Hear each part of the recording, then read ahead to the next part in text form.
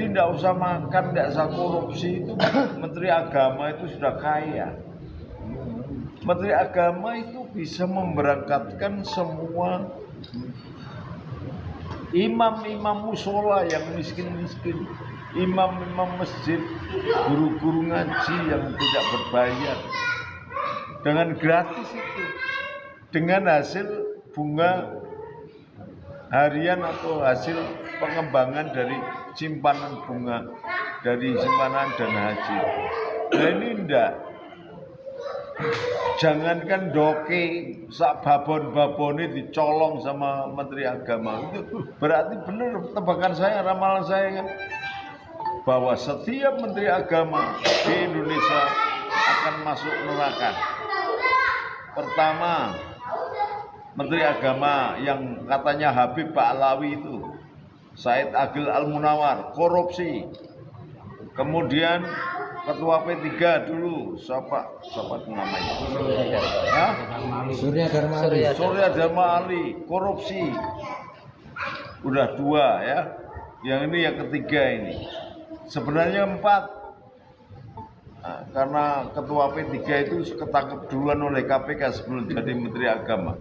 Padahal dulu dia dicalonkan Menteri Agama yang mau mencalon presiden, wakil presiden dulu waktu itu.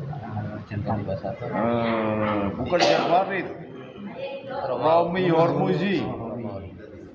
3, 4 Yakut ini. Yang Yakut ini yang memalukan karena sejarah kriteria datuk keturunannya itu orang-orang hebat.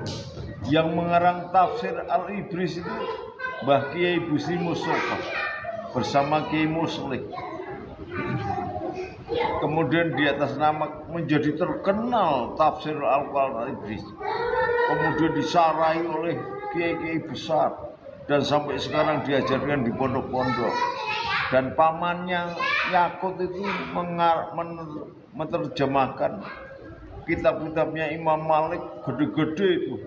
Kitab-kitab gede misalnya Al-Muwatta, nggak ada yang bisa mengarang kecuali adiknya Kiai Busri Mustafa menafsirkan Al-Muwatta, kitabnya Imam Malik yang menjadi rujukan hukum sedunia. Karena Imam Malik itu membuat kitabnya Imam Malik itu jadi rujukan. Lah kok ini cucunya ini jadi Menteri Agama gara-gara dari Komandan Basar malah begini, memalukan ini. Saya yang merasa sedikit banyak ikut mengembangkan Basar menjadi malu. Ingat, karena Banser itu akibat keputusan Presiden Soeharto mengeluarkan Permendagri nomor 11 tahun 70, maka NU dan Banser mati suri. Saya yang membangkitkan kembali Banser itu dan kemudian mengadakan munas di pesantren Watu Congkol, Gusmat Watu Congkol. Pada waktu itu ketua pucuk pimpinannya adalah Slamet Effendi Yusuf. Kemudian bisa berkembang lagi. Tinggal memimpin gini, meneruskan begini. Banser yang ikhlas ketika memberantas PKI, Banser yang ikhlas ketika menuruti perintahnya Khairul Hasyim Asy'ari untuk berperang melawan tentara sekutu. Banser yang ikhlas menjadi dasar punggungnya sebagai alas jembatan perjuangan untuk melindungi rakyatnya. Banser yang ikhlas berjuang membeli sepatu sendiri, kaos kaki sendiri, seragam sendiri. Banser yang ikhlas mengambil belanja istrinya hanya untuk mengamankan bangsanya, tapi nama besarnya kemudian dikotori oleh Yakut yang hanya tiba-tiba kapan jadi Banser. Ansornya kapan jadi Banser, tiba-tiba jadi komandan Banser karena memanfaatkan nama besar pamannya. Karena memanfaatkan nama besar pamannya kemudian menjadi komandan Banser. Dan itu menyalahi anggaran, menyalahi aturan. Kenapa? Seharusnya sudah dilakukan konperwil atau kompernas ya. Tapi ditunda-tunda hanya karena dia kepingin bisa menjadi menteri. Nah, setelah main mata dengan Jokowi akhirnya jadi menteri. Akhirnya apa? Jokowi melakukan pembangunan karena dananya kurang, sebagian mengambil dana haji itu. Jadi itu nanti akan menyeret Jokowi juga itu. Yakut ini nanti akan menyeret Jokowi itu. Tapi boyo hati-hati lah. Lebih baik ngaplingi laut gitu, ngaplingi laut rugi ikannya ya kan. Ya ini dana haji. Mbok agak kreatif gitu, Aguan bisa ngaplingi laut. Nah mbok dia ngaplingi langit gitu, jadi sama-sama. Jadi ada yang ngaplingi laut, ada yang ngaplingi langit. Ngapling dana haji yang dikumpulkan dari jamaah haji, dodolan bakso, dodolan jamu, dodolan marung. Rupiah, 2 rupiah, kerja keras untuk berangkat haji, duitnya dikorupsi. Lalu bagaimana? Ya pemerintah bisa saja mengganti, misalnya pemerintahan Pak Prabowo ini bisa mengganti karena Mas Prabowo ini orang yang sudah selesai, semuanya ada dia bisa mengganti. Tapi ini pembelajarannya ya tidak pernah. Yakut jangan mengikuti jejaknya Rizik. Jadi Bang Thoyib berbulan-bulan, bertahun-tahun nggak pulang.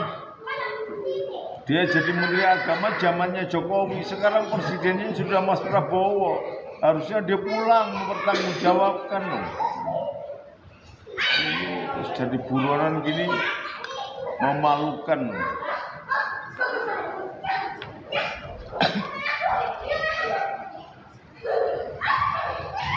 Mbok garang tanggung jawab kalau pidato aja di atas podium kayak ya gitu, tapi yai luput. Harusnya kalau ngomong garang tanggung jawab, atasi, jangan mengorbankan orang.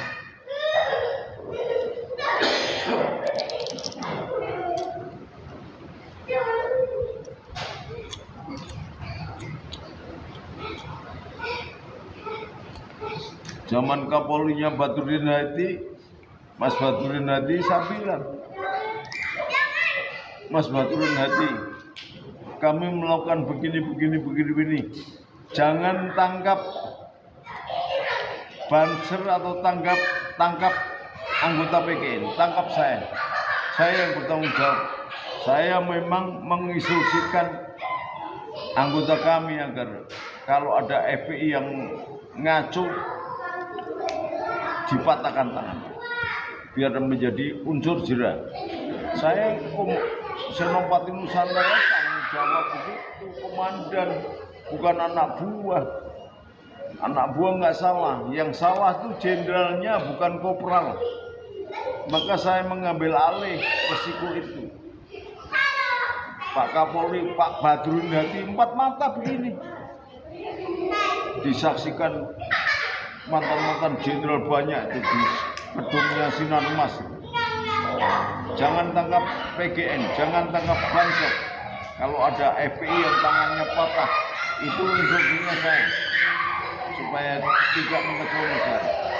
Maka kalau mau tangkap saya, jangan tangkap anak buah saya. Itu jantan gitu. Nah kalau gini nih korupsi terus lari ngejokke pamane yang orang baik nggak bersalah, jadi kacau.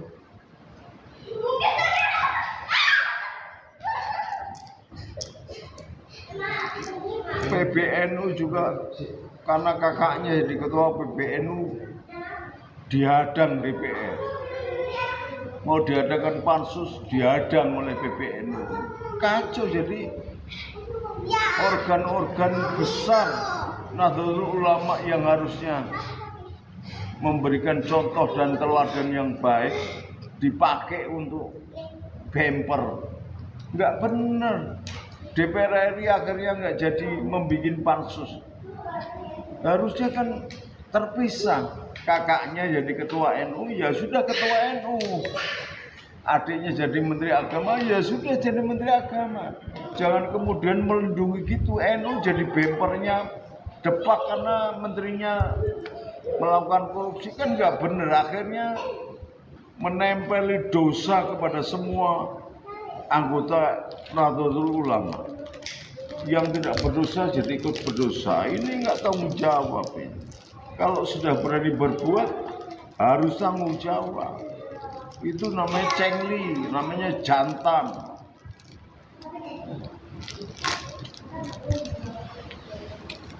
Konsekuen gitu. Bah, mosok minggat pergi dari Indonesia sejak jadi menteri sampai presidennya ganti nggak pulang-pulangnya, kayak Rizik itu mentalitasnya. Berarti Bang Toib 2 tahun nggak pulang-pulang, itu udah ganti tahun lagi.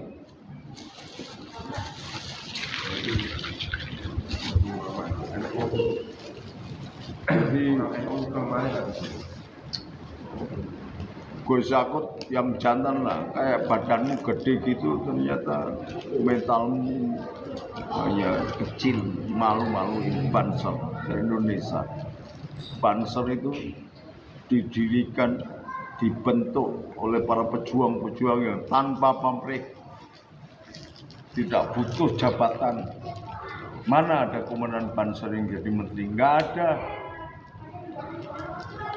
Sampai saya ketika jadi komandan Banser nggak butuh jabatan, karena memang sesuai dengan definisi Banser adalah kader inti yang memiliki inisiator, memiliki jiwa yang bertekad untuk memberikan stabilisator atas program-program Banser, melindungi rakyat tanah tumpah darah tanpa membedakan ras, suku, agama, dan kepercayaan. Sama sekali definisi itu tidak melibatkan kecurangan. Jadi jangan kotori Banser. Kamu sudah menikmati rental dari jabatan Banser. Pulang, tanggung jawabkan. Jangan bawa-bawa Banser jadi nama jelek. Hadapi. Kalau tidak korupsi, hadapi. Saya senang itu. Berarti kamu bisa mengatakan bahwa dirimu bersih. Dan layak, memang kamu harus bersih. Karena kamu anak ulama. Mbahmu ulama, pamanmu ulama. Jangan kemudian menipuk tai sambil minggat di luar negeri. Ya, Mas Yakut, badanmu gede, wajahmu garang, harusnya jantan. Jangan pengecut gitu.